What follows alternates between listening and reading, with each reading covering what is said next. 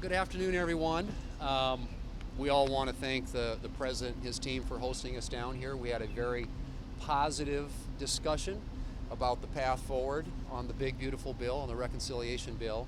And I think it was a reminder that we are all in this together. This is a team effort, and everybody is going to be rowing in the same direction to get this across the finish line. Failure is not an option, and we intend to deliver along with the President for the American people on the things that he committed to do and that we committed to do in terms of the agenda. And so the reconciliation bill will be positive for growth. It'll be good for the economy. It'll create better paying jobs. And we intend on energy, on national security, on spending reductions, on tax policy, on border security, all of those areas to address the issues the American people care about to make them more safe, more secure, and more prosperous in the future. Senator Barrasso. Well, Republicans are committed to a safe and prosperous America. And that's what this bill does. It provides for safety as well as prosperity for the American people. We shared with the President the fact that the American people trust Republicans much more on the economy than they do the Democrats. And this bill does what the American people want us to do.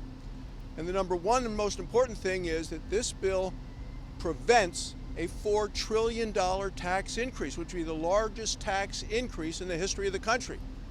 Democrats want that tax increase to come into place. Republicans are going to stop it. Additionally, I'm a doctor, took care of patients for a long, long time, took care of many, many patients on Medicaid. We need to strengthen Medicaid for the people that it's designed to take care of. And that means we have to stop paying, the taxpayers need to stop paying for Medicaid for illegal immigrants.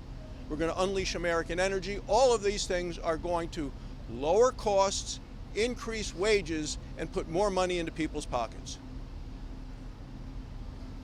As has been said, we had a very, very robust and helpful discussion with the President today. Everyone was able to get their concerns voiced and their hopes identified.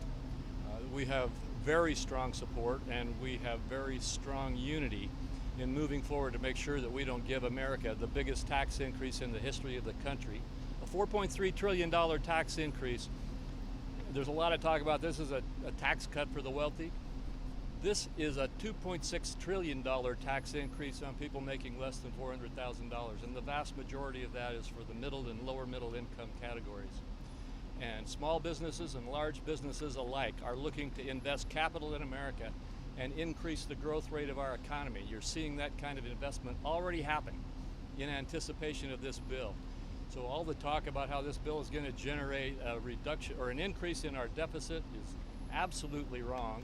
The fact is we're going to see the same dynamic develop after this bill is passed that we saw in 27 when we passed the bill, and that is the economy is going to explode in capital formation, jobs will increase, wages will increase, benefits will increase, and unemployment will go down, as will inflation. And we're going to see the kind of growth and strength that this country wants to be delivered from this legislation. Senator Thune, did SALT come up, Senator Thune? I mean, this is a big issue. You gave that interview.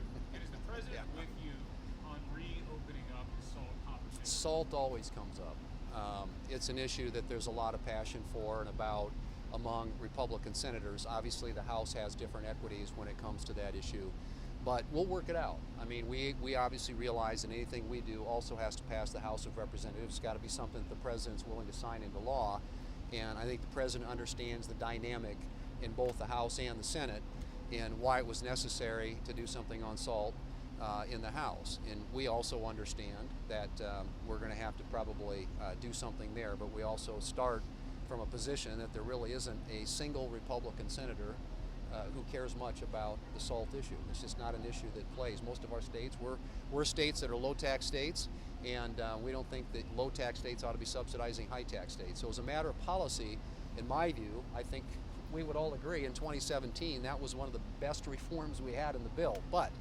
as we understand that it's about 51 and 218. So we will work with our House counterparts and with the White House to try and get that issue in a place where we can deliver the votes and get the bill across the finish line. Senator, do you support the AI version of the bill?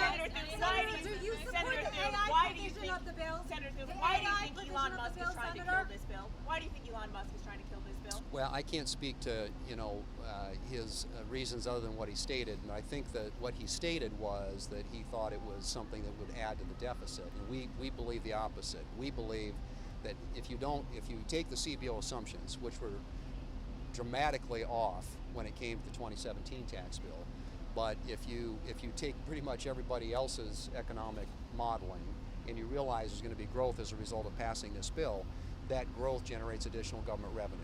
And over time, you end up not increasing the deficit, but reducing the deficit. Are you worried your members are going to start listening to you? Well, I think our members understand kind of the whole CBO scoring model game here in Washington. So I think at the end of the day, most of our members want to pass a bill that they believe is going to be stimulative, that's going to create growth in the economy, create better paying jobs, and therefore generate more government revenue, not less.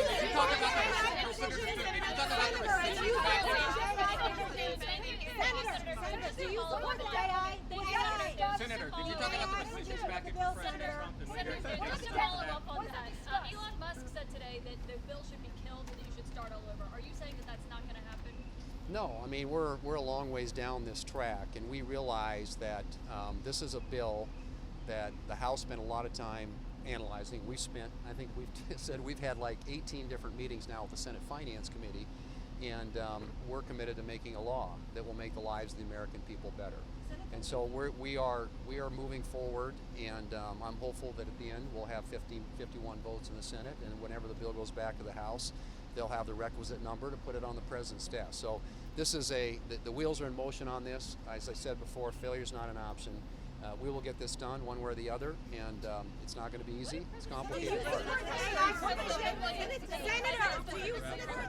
question.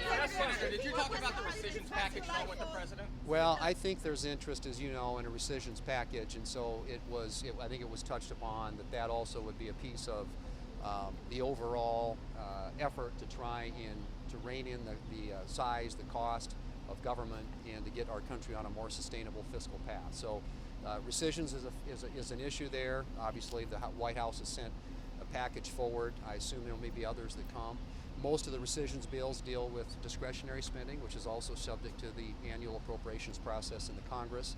But what we're talking about here, obviously, is reconciliation, which deals with mandatory spending and with tax policy and healthcare policy and a whole range of other things. So we feel good about where we are. We think the House gave us a good product to work with, but we think we can refine it, improve it, strengthen it, and be prepared to put something in place. Thanks, everybody. Thank you.